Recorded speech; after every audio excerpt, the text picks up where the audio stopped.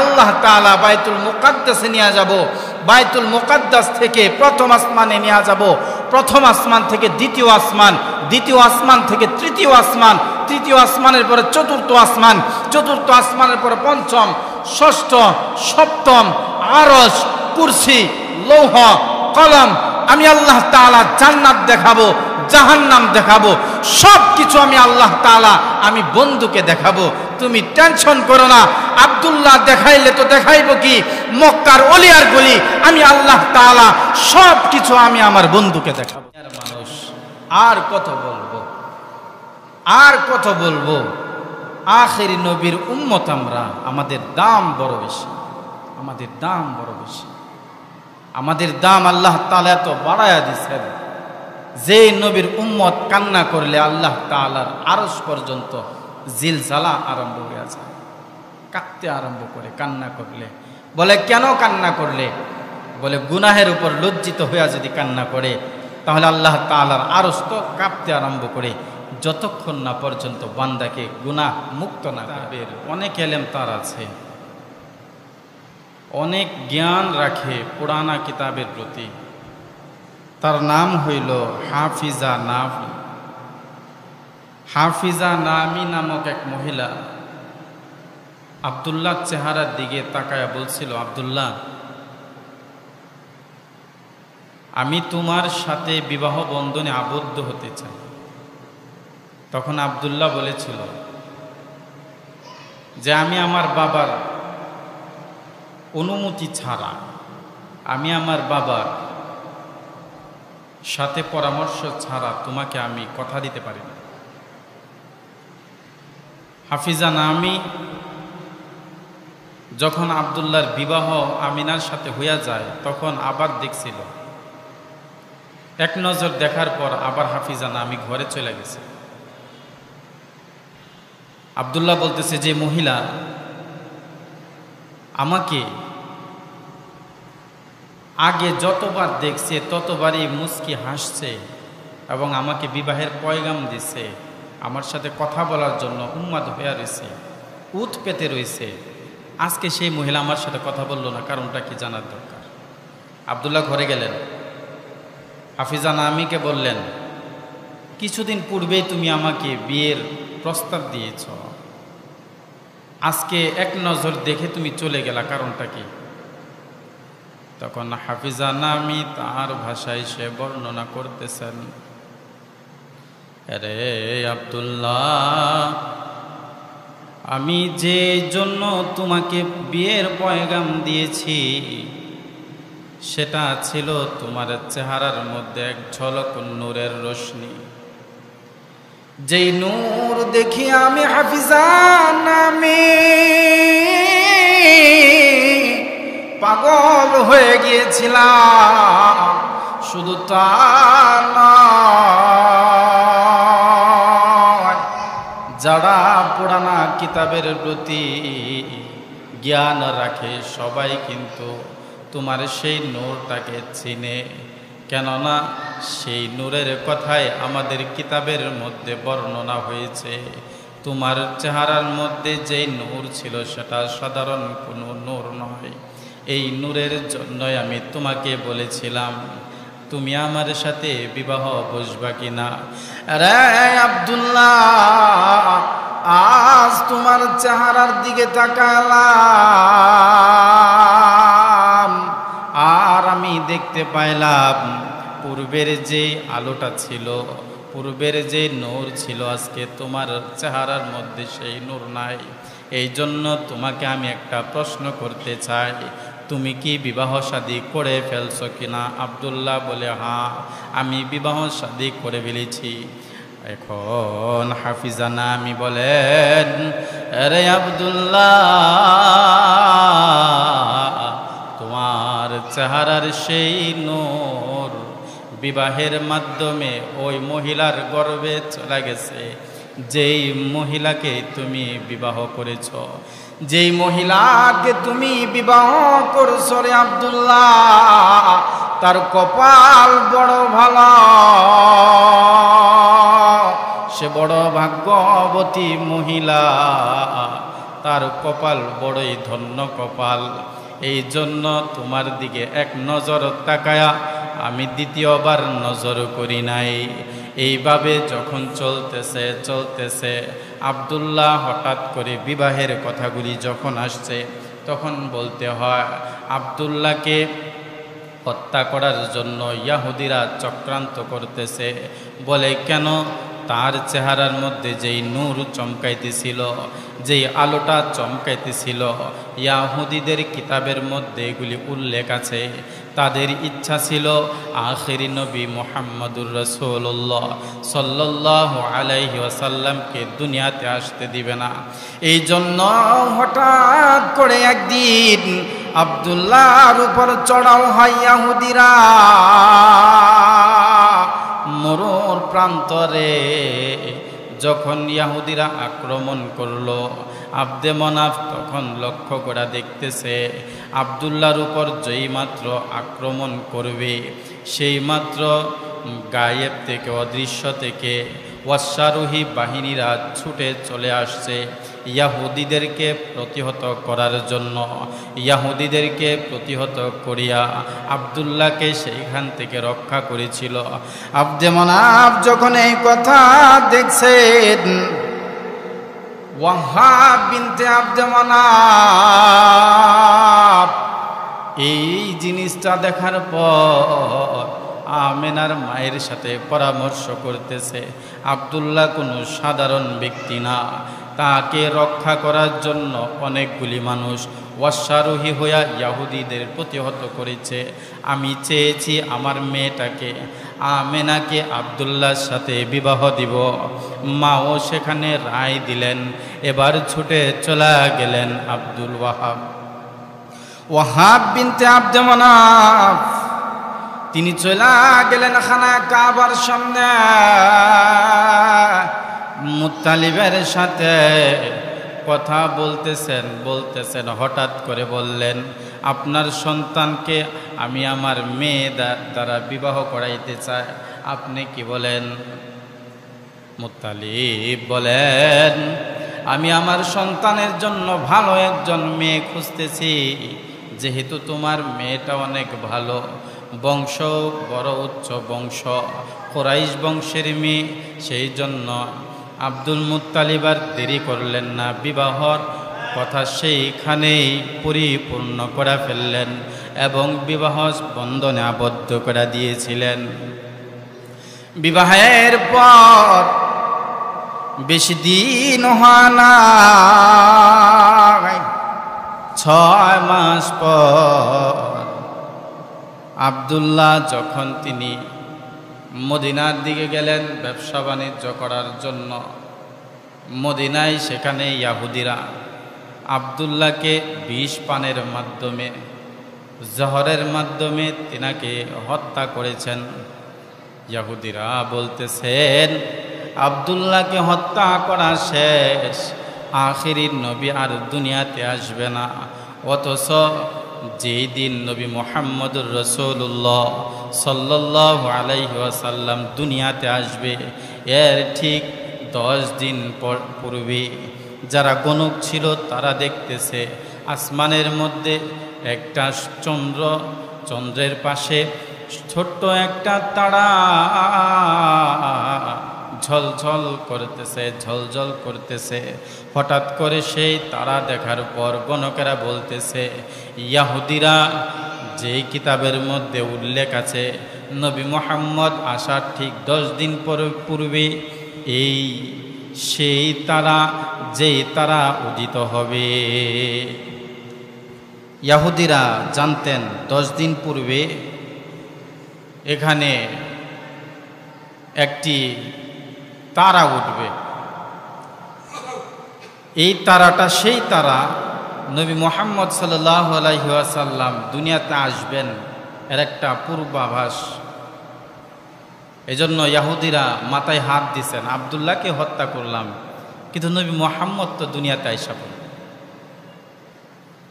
আমেনা বলেন যে নবী মুহাম্মদ, আমার সন্তান যে মুহাম্মদ আমার গর্ভে আছে সেটা সাধারণ কোনো সন্তান নয়। বলে কিভাবে? সাধারণ কোনো সন্তান নয় কিভাবে, তুমি বুঝতে পারলে কিভাবে? বলে যখন জমজম কূপের কাছে যাইতেন, আল্লাহ তাআলা জমজম কূপের পানি উপরে উতলাইয়া দিতেন, উপরে ভাসায় দিতেন, উপরে তুইলা দিতেন। জমজমের পানি ডাইকা বলতো, আমেনা, তুমি যদি জবান দিয়া বলতা আমি পানি তোমার ঘরে পৌঁছা যাইতাম, তোমার আসার দরকার। আশেপাশের মহল্লার যত মহিলারা আছে, মেয়েরা আছে, সবাই আমেনাকে বলতো, আমেনা বোন, তুই আমাদের এখানে দাঁড়ায় থাক, যতক্ষণ দাঁড়ায় থাকস জমজমের পানি উপরে থাকে, তুই চলে গেলে জমজমের পানি নিচে নেমে, তুই এখানে দাঁড়ায় থাক, তোকে পানি আমরা তুইলা দিব, তোকে পানি আমরা ঘরে নিয়ে আসিব, ততক্ষণ পর্যন্ত দাঁড়ায় থাক যতক্ষণ পর্যন্ত আমাদের পানি না উঠানো। শুধু তা নয়, আমেনা যখন থুক ফেলাইতেন, মুখ থেকে যখন থুতু ফেলাইতেন, মেশকের মতো গ্রাণ হইত, সুগ্রাণে চতুর্দিক সুগ্রাণিত হইয়া যাইত, ভরপুর হয়ে যেত। শুধু তাই নয়, মানুষেরা বলা বলি করত, আব্দুল্লাহ তো নাই, আব্দুল্লাহ নাই, কিন্তু আব্দুল্লাহর স্ত্রী যে সুগ্রাণ ব্যবহার করে এটা তো ভালো না। একজন বিধবা মহিলা যদি সুগ্রাণ ব্যবহার করে সমাজে ভালো হবে? কি বলেন? স্বামী নাই, সে যদি ভালো পারফিউম ইউজ করে তাহলে তো মানুষ খারাপ বলবে। কথাটা শুনতে শুনতে আব্দুল মুত্তালিবও শুনছেন। আব্দুল মুত্তালিব শুনা আব্দুল মুত্তালিব তার স্ত্রীকে বলল, দেখো আব্দুল্লাহর স্ত্রী যে কাজ আরম্ভ করছে মানুষের সামনে মুখ দেখাইতে পারে না। বলে কেন? বলে যে রাস্তা দিয়া যায় সেই রাস্তা সুগ্রাণে ভরপুর হইয়া যায়, মানুষেরা তার দিকে তাকায়া থাকে। ঠিকই আছে, আমি যখন বাথরুমে যাই, গোসলখানায় যাই, তখন আমি লক্ষ্য করি যে সে বাহির হওয়া মাত্র এর ভেতরে এমন পারফিউম, এমন সুগ্রাণ থাকে, মনে হয় যে আমি একটা কারখানায় ঢুকে পড়ছি যেখান থেকে সুগ্রাণ বাহির হইতেছে। বলো ঠিক আছে, আমরা দুইজন মিলে জিজ্ঞাসা করি যে আমেনাকে কেন এই সুগ্রাণ ব্যবহার করে, আর না করলে তো ভালো হয়, আমরা নিষেধ করে দিই। যখন জিজ্ঞাসা করলো, এরে মা আমিনা, আমার সন্তান বিগত হয়ে গেছে কিছুদিন, আমার সন্তান দুনিয়াতে নাই, আব্দুল্লাহ দুনিয়াতে নাই। আব্দুল্লাহ দুনিয়াতে না থাকায় তুমি যে পারফিউম ইউজ করো, ব্যবহার করো, ওই পারফিউম তুমি না ব্যবহার করলেই ভালো হয় রে মা।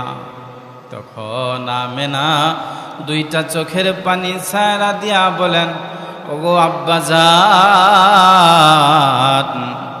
আম্মাজানকে নিয়ে আপনারা নিষেধ করতে আসছেন আমাকে, কিন্তু আমি কি করব, আমি তো অপারগ, আমি তো কোনোদিন এখানে আসার পর পারফিউম ইউজ করি নাই। শুধু তাই নয়, আব্দুল্লাহ যেদিন আমার সঙ্গে একসাথে ছিল, এরপর থেকে আমি অনেক কিছুই উপলব্ধি করতেছি, আমি অনেকগুলি জিনিস লক্ষ্য করতেছি। ওগো আমার আব্বাজান, আব্দুল্লাহ ঘর থেকে বাইর হয়ে যাওয়ার পর আপনার ঘরের দেওয়ালগুলি আমাকে সালাম দিতে আরম্ভ করে। শুধু তাই নয়, আসমানের তারাগুলি আমাকে সালাম দিতে আরম্ভ করে। শুধু তাই নয়, 12 জন রাসূল আমাকে আয়েশা সালাম দিয়েছেন। শুধু তাই নয় গো আব্বাজান, আমার জবান থেকে যখন থুকু বাহির হয়, আমার মুখ থেকে যখন কোনো থুকু বাহির হয়, এই থুকটা পর্যন্ত মেশকে আম্বরের মতো সুঘ্রাণিত হয়ে যায়। ওগো আমার আব্বাজান, আমি কথা বলি, আমার মুখ থেকে দুর্গন্ধ আসে না, মার মুখ থেকে সুঘ্রাণ আসে, এটা আমারও কোনো অপরাধ নয়। আমার গর্ভে যেই সন্তান আছে সেই সন্তানের বরত্ব প্রকাশ করাই হইল এর মাধ্যম। আমার গর্ভে যেই সন্তান আছে সেই সন্তান সাধারণ সন্তান নয়। এই জন্য আব্বাজান আমি এত কিছু ফেস করতেছি, আমি এত কিছু দেখতেছি। আব্বাজান আমার গর্ভে সাধারণ সন্তান নয়, এই জন্য আমি এই জিনিসগুলি দেখতেছি। এটা ছিল রাসূল সাল্লাল্লাহু আলাইহি ওয়াসাল্লাম যখন মায়ের গর্ভে ছিলেন। আমিনা বলেন, পাড়ার লোকেদের মুখে আমি শুনি যে সন্তান যখন গর্ভে আসে তখন মারা ঠিকমতো খাইতে পারে না, মারা ঠিকমতো ঘুমাইতে পারে না, ব্যথা করে। সন্তান নাড়াচড়া করলে ব্যথায় ব্যথিত হয়ে যায় মা। আজকে 9 মাস আমি অদ্যাবধি পর্যন্ত আমার পেটে সন্তান আছে কি নাই এটা আমি উপলব্ধিও করতে পারি।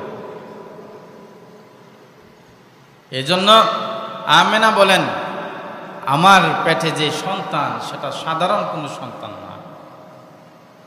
আমেনা একদিন বলতেছেন আব্দুল্লাহকে, আব্বাজান আমার পেটে ব্যথা আরম্ভ হয়েছে। বলে যে প্রসব ব্যথা যেভাবে হওয়ার কথা সেভাবে ব্যথা উঠতেছে 9 মাস পর। মেয়ে যদি জন্ম নেয় আমরা সমাজে শুনি 10 মাস 10 দিন, একটু দেরিতে হয়। ছেলে যদি জন্ম নেয় তাহলে 10 মাস 10 দিন লাগে না, এর পূর্বেই দুনিয়াতে আসে। এটা একটা নিয়ম।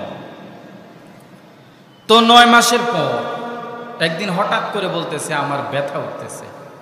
আব্দুল মুত্তালিব ছুঁইটা চলে গেল মক্কার প্রসিদ্ধ দাইমা যাকে বলা হয়, অর্থাৎ খালাসি মহিলা, যে মহিলা সন্তান খালাস করে প্রসব করার সময় থাকে।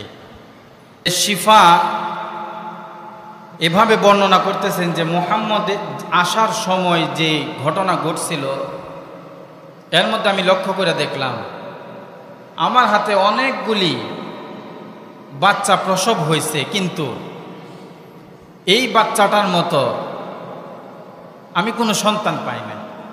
শিফা আরো বর্ণনা করতেছেন যে মুহাম্মদ আসার সময় অনেক সময় দেখা যায় সন্তানের সাথে বাচ্চার সাথে ময়লা আসে, মুহাম্মদের সাথে এক জাররা পরিমাণ ময়লাও ছিল। সুবহানাল্লাহ। শুধুই তাই নয়, কাতান মাকতুমান, যে নবী মুহাম্মদ রাসূলুল্লাহ সাল্লাল্লাহু আলাইহি সাল্লামের সুন্নতে খতনা মায়ের পেট থেকে হয়ে আসছে, শিফা বর্ণনা করছে। শুধু তাই নয়, দুনিয়াতে সন্তান আসার পর যারা দায়ী থাকে তারা নাভি কাটতে হয়। যে কথা আসরা নবী মুহাম্মদ রাসূলুল্লাহ সাল্লাল্লাহু আলাইহি ওয়াসাল্লামের নাভি মায়ের গর্ভ থেকে কাটা অবস্থায় আসছে, সেই কথাটা বর্ণনা করছেন শিফা। এজন্য শিফা আরো বর্ণনা করেন যে নবী মুহাম্মদ দুনিয়াতে আসার পর চেঁচামেচি করার কথা, চিল্লানির কথা, কিন্তু চিল্লায় নাই, কান্নাকাটি করে নাই। হঠাৎ করে দেখলাম যে মুহাম্মদ এখানে সেজদারত অবস্থায় দুনিয়াতে আসছে। আয়েশাই সেজদা দিছেন এবং সেজদার পর লম্বা সেজদা, কি জানি পড়তেছে, এই কথাগুলি আমি বুঝি নাই, কিন্তু মনে হয় কি জানি গোপন কথা তার গোপন মাসুকের সাথে বর্ণনা করতেছে। শিফা বলেন সেজদা থেকে উঠলো তাহিয়া সূরতে, অর্থাৎ আত-তাহিয়াতুস সূরতে, তাশাহুদের সূরতে। তাশাহুদের সূরত কিভাবে? যে আমরা যেভাবে তাশাহুদ পড়ি এভাবে নবজাতক কোন সন্তান এভাবে বসতে পারবে না। আর বৈশা হাতের আঙ্গুল, শাহাদাত আঙ্গুল উপরে উঠাইতেছে, উপরে উঠায়া সাক্ষ্য দিতেছে, কি জানি সাক্ষ্য দিতেছে। আর তৎক্ষণাৎ আমি আওয়াজ শুনলাম যে একটা উপর থেকে আওয়াজ, যে আওয়াজে বুঝতে পারলাম উপরে ছাদ সরে গেছে আর ভেতরে কুয়াশা আসতেছে আর বিকট এক আওয়াজ আসতেছে, গাইয়ুবু হাযিহি তিফ, কে জানি বলতেছে এই সন্তানকে তোমরা গায়েব করে ফেলো, অদৃশ্য করে ফেলো। এজন্য মুহূর্তের মধ্যে, কিছুক্ষণের মধ্যে যে এই সন্তানকে গায়েব করা হইল, এই সন্তান গায়েব হয়ে গেল, আবার কিছুক্ষণ পরে আবার ফিরে আসলো। রাসূল বলেন আল্লাহ তাআলা আমাকে এই জন্য গায়েব করছেন যাতে করে পৃথিবীর কোনো কিছুই বলতে না পারে যে নবী মুহাম্মদ দুনিয়াতে আসছে আর আমরা জানি না। পৃথিবীর পশ্চিম থেকে পূর্ব, পূর্ব থেকে পশ্চিম, উত্তর থেকে দক্ষিণ, চতুর্দিকে রাসূলুল্লাহ সাল্লাল্লাহু আলাইহি ওয়াসাল্লামের ভ্রমণ করাইছেন। সুবহান। এই ছিল রাসূল সাল্লাল্লাহু আলাইহি ওয়াসাল্লামের জন্মের সময়কার কথা। রাসূল সাল্লাল্লাহু আলাইহি ওয়াসাল্লাম হঠাৎ একদিন দেখতেছেন, আব্বাস থেকে হাদিস বর্ণিত, রাসূলুল্লাহ সাল্লাল্লাহু আলাইহি ওয়াসাল্লাম একদিন বাহিরে বৈশা সাহাবায়ে কেরামের সাথে কথা বলতেছেন। কথা বলার মধ্যে হঠাৎ করে আব্বাস বলতেছেন যে আমরা ছোটবেলায় দেখছি যখন তুমি কান্না করতা, কান্না করার ভান ধরছ, তখন আবার হাইসা দিচ্ছে। বলে কিভাবে? বলে যখন তুমি কান্না করবে এমত অবস্থায় আসমানের চাঁদ ধীরে ধীরে তোমার হাতের কাছে আইসা পড়তেছে, আমরা মনে করতেছি যে তোমার হাত যদি ডান দিকে যায় তাহলে চাঁদও ডান দিকে হেলে, বাম দিকের যে হাত যদি নাড়াও তাহলে বাম দিকের হাত চাঁদটাও হেলে এবং দুলে আর তোমার সাথে কথা বলে। রাসূলুল্লাহ সাল্লাল্লাহু আলাইহি ওয়াসাল্লামকে নিয়ে আমেনা একদিন কান্না করতেছিলেন, আব্দুল মুত্তালিবের কাছে কান্না করতেছেন, এবং পাশাপাশি আবু তালেবও ছিল, চাচা, নবী আলাইহিস সালাতু ওয়াস সালামের চাচা। জিজ্ঞাসা করতেছে কান্না করতেছে কেন, কান্না করতেছে কেন? আমেনা বলেন ছেলের বাবা নাই, ছেলের বাবা যদি থাকতো তাহলে উকাস আর মাজান্না তদানীন্তন অবস্থানে দুইটা বড় মেলা হইতো, উৎসব হইতো, সেই উৎসব থেকে খেলনা এনে দিত আর আমার মুহাম্মদ সেখানে খেলাধুলা করত, সেই খেলনা দিয়া খেলাধুলা করত। বাবা নাই, এই জন্য খেলনা এনে দেয় না। আল্লাহ তাআলা আমেনার ভেতরে আলকা করে দিছেন, কানে কানে বইলা দিছেন, আমেনা চিন্তার কোনো কারণ নাই, টেনশন করো না। আব্দুল্লাহ আয়না দিলে কি আয়না দিত? প্লাস্টিকের অথবা কাঠের অথবা মাটির একটা খেলনা আয়না দিত। আমি আল্লাহ তাআলা তার খেলনা চাঁদকে বানায় দিছি। আসমানের তারাগুলি নিয়ে মুহাম্মদ খেলবে, সে শান্ত থাকবে, তোমার কোনো টেনশন করার বিষয় না। হঠাৎ একদিন আমেনা আবার কান্না করতেছেন যখন মুহাম্মদুর রাসূলুল্লাহ সাল্লাল্লাহু আলাইহি ওয়াসাল্লাম হাঁটতে আরম্ভ করছেন, হাঁটি হাঁটি পা পা করে যখন হাঁটতেছেন তখন একদিন কান্না করতেছেন। জিজ্ঞাসা করলো, আমেনা তুমি কান্না করো কেন? চাচারা জিজ্ঞাসা করার পর চাচাদেরকে বলতেছেন, আব্দুল্লাহ নাই, আব্দুল্লাহ যদি থাকতো তাইলে মক্কার অলিতে গলিতে নিয়ে ঘুরতো, হাতে ধৈরা ধৈরা সন্তানকে নিয়ে হাঁটতো। তখন আল্লাহ তাআলা চুপ থাকে নাই, আমেনার ভেতরে আলকা করে দিছেন। আব্দুল্লাহ থাকতে কোথায় ঘুরতো? আব্দুল্লাহ থাকলে মক্কার অলিতে গলিতেই তো ঘুরাইতো। আমেনা সময় হইতে দাও, তুমি তাকে গর্ভে ধারণ করছো ঠিক আছে, তুমি তার মা, কিন্তু আমি তার বন্ধু, আমি আমার বন্ধুকে একদিন আমার কাছে নিয়ে যাইব। শুধু তা নয়, মক্কা থেকে মদিনা থেকে আমি সুবহানাল্লাযী আসরা বিআবদিহি লাইলাম মিনাল মাসজিদিল হারাম ইলাল মাসজিদিল আকসা, আমি আল্লাহ তাআলা মদিনা থেকে মক্কায় নিয়ে যাব, মক্কায় থাইকা আমি আল্লাহ তাআলা বাইতুল মুকাদ্দাসে নিয়ে যাব, বাইতুল মুকাদ্দাস থেকে প্রথম আসমানে নিয়ে যাব, প্রথম আসমান থেকে দ্বিতীয় আসমান, দ্বিতীয় আসমান থেকে তৃতীয় আসমান, তৃতীয় আসমানের পরে চতুর্থ আসমান, চতুর্থ আসমানের পরে পঞ্চম, ষষ্ঠ, সপ্তম, আরশ, কুরসি, লৌহ, কলম। আমি আল্লাহ তাআলা জান্নাত দেখাবো, জাহান্নাম দেখাবো, সব কিছু আমি আল্লাহ তাআলা আমি বন্ধুকে দেখাবো। তুমি টেনশন করো না। আব্দুল্লাহ দেখাইলে তো দেখাইবো কি, মক্কার অলি আর গলি আমি আল্লাহ তাআলা সব কিছু আমি আমার বন্ধুকে দেখাবো। সুবহানাল্লাহ। এই জন্য প্যারে হাজিরিন, আমেনা কান্না বন্ধ করে দিছে। আর আমেনা বলতেছিলেন আমার সন্তান সাধারণ কোনো সন্তান হবে না, আমার সন্তান সাধারণ সন্তানের মতো হবে না, আমার সন্তান একটা দামি সন্তান হবে, যে সন্তানের নাম দাম পৃথিবীতে ছড়িয়ে ছিটিয়ে পড়বে। শুধু তাই নয়, নবী মুহাম্মদ রাসূলুল্লাহ সাল্লাল্লাহু আলাইহি ওয়াসাল্লাম দুনিয়াতে আসার পর থেকে অদ্যাবধি পর্যন্ত আমাদের যে বিষয়গুলি লক্ষণীয় ছিল, রাসূল সাল্লাল্লাহু আলাইহি ওয়াসাল্লাম মুহাম্মদ রাসূলুল্লাহ সাল্লাল্লাহু আলাইহি ওয়াসাল্লামের যে নামকরণ করেছিলেন আব্দুল মুত্তালিব, রাসূল সাল্লাল্লাহু আলাইহি ওয়াসাল্লামের জন্মের পর হাতে কইরা আব্দুল মুত্তালিব নিয়ে গিয়েছিলেন খানায়ে কাবার সামনে, দোয়া করেছিলেন, আল্লাহ আমার এই সন্তানকে তুমি কবুল করো এবং তার প্রশংসা চতুর্দিকে তুমি ছড়ায়া ছিটায়া দিও। আব্দুল মুত্তালিব হয়তো জানতো না যেই ব্যক্তির জন্য, যেই মানুষের জন্য আল্লাহ তাআলা ৭ আসমান ৭ জমিন বানাইছেন, তার কথা, তার প্রচার প্রসার নিজ জিম্মায় আল্লাহ তাআলা করাইবেন।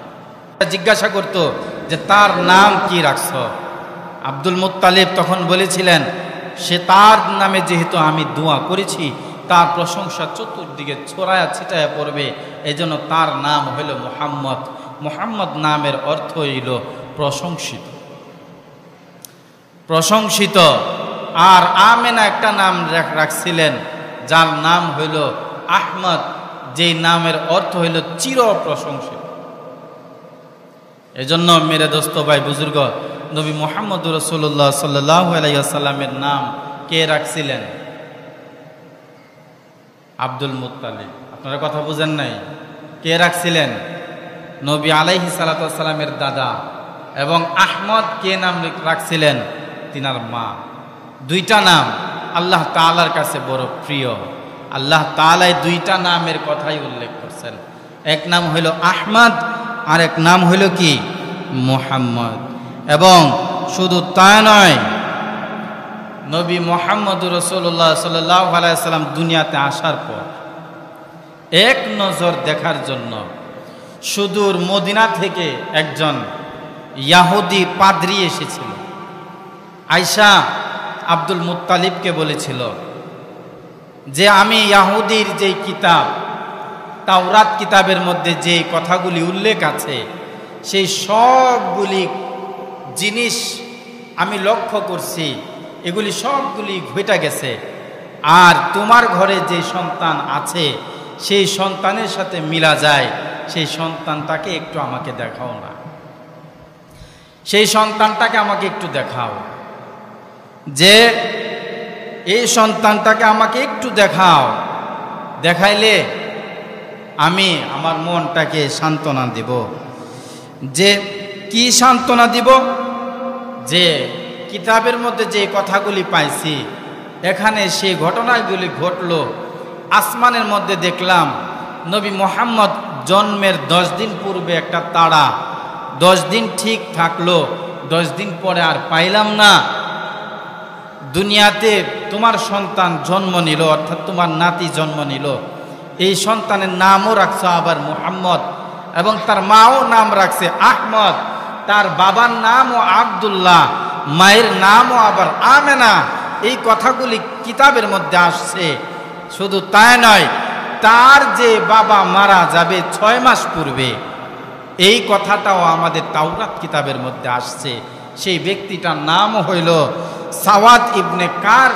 সাওয়াদ ইবনে কার বলেন, আমি কিতাব পড়েছি, আমি তোমার সন্তানের ব্যাপারে একটা ভবিষ্যৎবাণী করে দিয়ে যেতে চাই। তখন আব্দুল মুত্তালিব বলেন, সে যদি একটা ভবিষ্যৎবাণী করে দেওয়া যায়, প্রশংসা করে, তাহলে ইহুদিরা এমনিতে দুষ্কৃতী ছিল, ইহুদিরা এই সন্তানকে আর রাখবে না, ইহুদিরা এই সন্তানকে হত্যা করে। তারপরেও সাওয়াদ ইবনে কার বলতেছেন, আমি আল্লাহর শপথ করে বলতেছি, আমি তোমার সন্তানকে দেখেছি, এই কথা কারো কাছে বলবো না, আমি তোমার সন্তানের ব্যাপারে, তোমার নাতির ব্যাপারে কারোর কাছে কিছু বলবো না, এক নজর আমাকে দেখা। সাওয়াদ ইবনে কাব এই কথা বলার পর আব্দুল মুত্তালিব বলেন, আসেন এই শর্তে আপনাকে দেখাইতে পারি, যখন সাওয়াদ ইবনে কাবকে নিয়ে ঘরে গেলেন, ঘরে যাওয়ার পর সর্বশেষ একটা চিহ্ন সাওয়াদ ইবনে কাব তিনি বলেন, তাওরাত কিতাবের মধ্যে একটা চিহ্নর কথা উল্লেখ আছে, যে সন্তান আখেরি নবী হইবে, আখেরি জমানার পয়গাম্বর হবে, সেই সন্তানের পিঠের মধ্যে খতমে নবুয়াত থাকবে, অর্থাৎ মোহর থাকবে। আল্লাহ তাআলা পিঠের মধ্যে একটা চিহ্ন দেয়া দিবেন, যেই চিহ্নটা থাকবে নবুয়াতের চিহ্ন। সুবহানাল্লাহ। সাওয়াদ ইবনে কাব হাতে নেওয়ার পরেই উল্টায়া ফেলছেন, উল্টায়া দেখতেছেন সন্তানের গায়ে এই চিহ্নটা আছে কিনা। এই চিহ্নটা দেখার পরে আল্লাহু আকবার বলছেন এবং আব্দুল মুত্তালিবকে বলছেন, উপরে আল্লাহ তাআলা সাক্ষী আর নিচে জমিনে তুমি সাক্ষী আব্দুল মুত্তালিব, এই সন্তান যখন নবী হবে হয়তোবা আমি থাকবো না, কিন্তু সে যেই দিন নিয়ে দুনিয়াতে আসছে এবং যেই দিন প্রসার করবে সেই দিনের উপর আমি সাওয়াদ ইবনে কাব ঈমান আনয়ন করলাম। সুবহানাল্লাহ।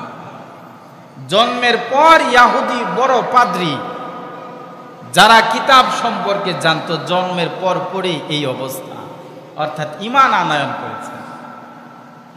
আর আমরা সেই নবীর উম্মত হইয়া নবী চিনি না, নবীর দেখানো রাস্তায় চলি না, নবীর দেখানো পথে আমরা চলার ফিকির করি না, আমরা নামাজ পড়ি না, নাম কে বাঁচতে মুসলমান। ও দুনিয়ার মানুষ, আর কত বলবো, আর কত বলবো। আখেরি নবীর উম্মত আমরা, আমাদের দাম বড় বেশি, আমাদের দাম বড় বেশি, আমাদের দাম আল্লাহ তাআলা এত বাড়ায়া দিয়েছেন যে নবীর উম্মত কান্না করলে আল্লাহ তাআলার আরশ পর্যন্ত জিলজালা আরম্ভ হয়ে যায়, কাঁদতে আরম্ভ করে কান্না করলে। বলে কেন কান্না করলে?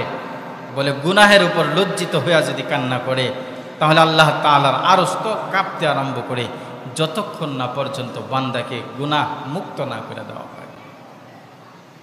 আখেরি নবীর উম্মত আমরা, নামাজ পড়ি না, নবীকে চিনি না, নবীর দেখানো পথে আমরা চলি না।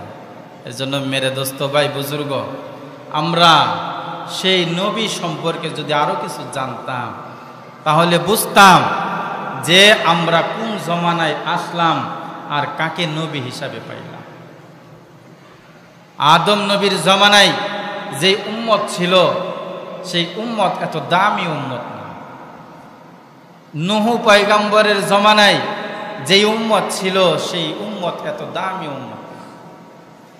ইব্রাহিম নবীর জমানায় যেই উম্মত ছিল সেই উম্মত এত দামি না, এত দামি না, এত দামি না।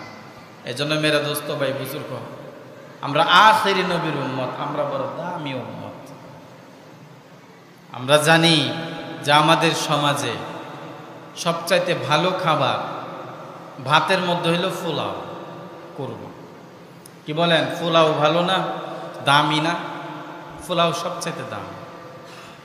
এটা পাক করলে সুঘ্রাণে মোহিত হয়ে যায়, এটা খাইতেও খুব ভালো লাগে, কিন্তু এটা যদি নষ্ট হয়ে যায় কেউ খাবে? 28 চাউল অথবা 29 চাউল যদি নষ্ট হয়ে যায় তাহলে এটাকে পানি দিয়া ভিজায় সকালে পান্তা ভাত খাওয়া যায়, তাও আবার দামি মাছ দিয়া, ইলিশ মাছ দিয়া খাওয়া যায়, বাংলাদেশের জাতীয় মাছ। কিন্তু পোলাও যদি নষ্ট হয়ে যায় তাহলে পানি দিলে কাজ। আখেরি নবীর উম্মত বড় দামি উম্মত।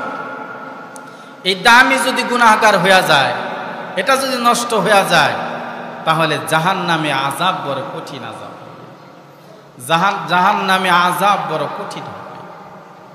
আমরা সবাই গুনাহগার, আমরা কেউ মাসুম না।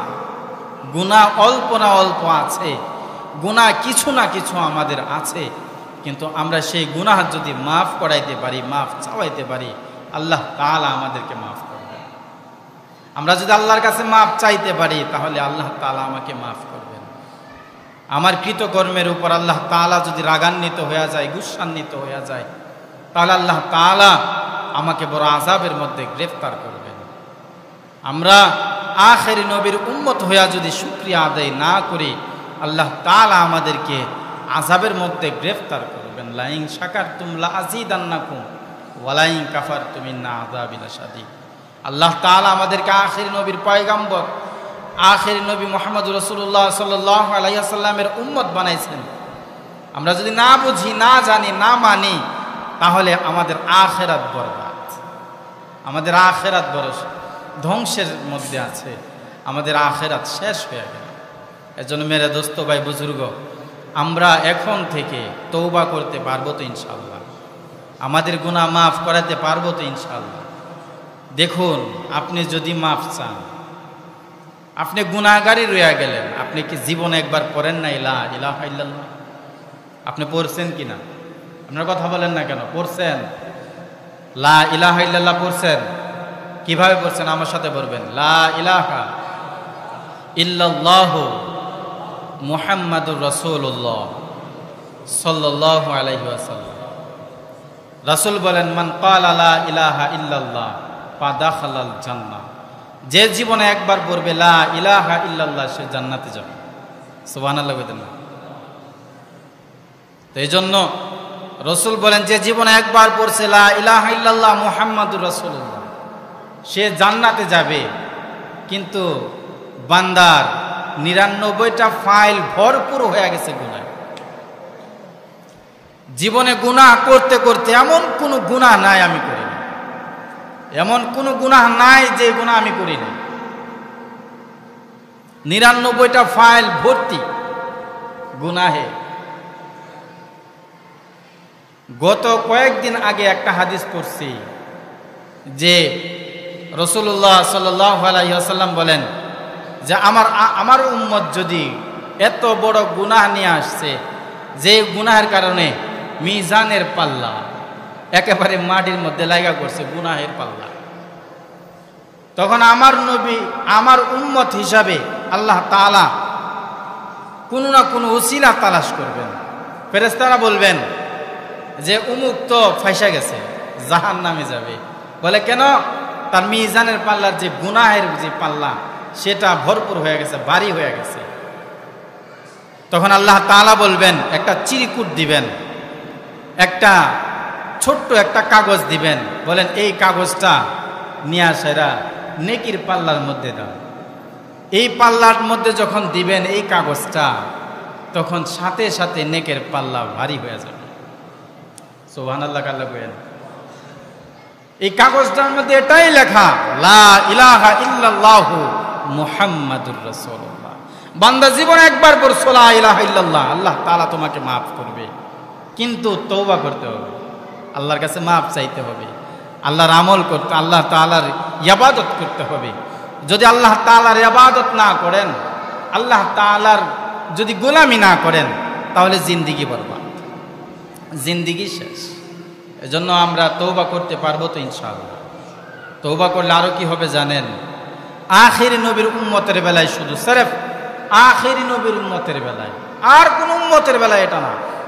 সেটা কি হবে? হাসরের ময়দানের দিন। আপনারা দেখেন আদালতের মধ্যে বর্তমান জমানায় হুজুরদেরকে হাত করা ফরায় কি ফরায় না? ফরায়। ডান্ডা বেরি ফরায় কি ফরায় না? কোমরে রশি বাঁধে, হাতের মধ্যে হাত করা পড়ায়। আর আখেরি নবীর উম্মত হওয়ার কারণে আল্লাহ তাআলা জাহান্নামীদেরকে পর্যন্ত হাত করা পড়াইবেন না। এটা আখেরি নবীর উম্মতের একমাত্র আখেরি নবীর উম্মতের কারণে, নবীর কারণে। যে নবী আমি পাঠাইছি আখেরি নবী, সেই নবীর উম্মত জাহান্নামে যদিও যাবে, আমি আল্লাহ তাদেরকে ডান্ডা বেরি পড়াবো না, কোমরে রশি বাইদা নেব না, আমি হাতের মধ্যে হাত করা পড়াইব না। কিন্তু আমাদের সমাজে, বাংলাদেশের মধ্যে আলেম ওলামাদেরকে, যাদেরকে আমরা রাহবার মানি, যাদেরকে আমরা দিনের দাঈ মানি, বড় বড় এলেমের হাস্তিদেরকে কোটের মধ্যে তুলে হাত করা পড়ায়া আর কোমরের মধ্যে বাঁধে। এজন্য মেরে দোস্ত ভাই বুজুর্গ, আখেরি নবীর উম্মত হতে পারলে এই ফায়দা হবে। কিন্তু আমরা তো আখেরি নবীর উম্মত কিভাবে হব এটাই জানি না। কি বলেন? জানি, জানলেও মানি না।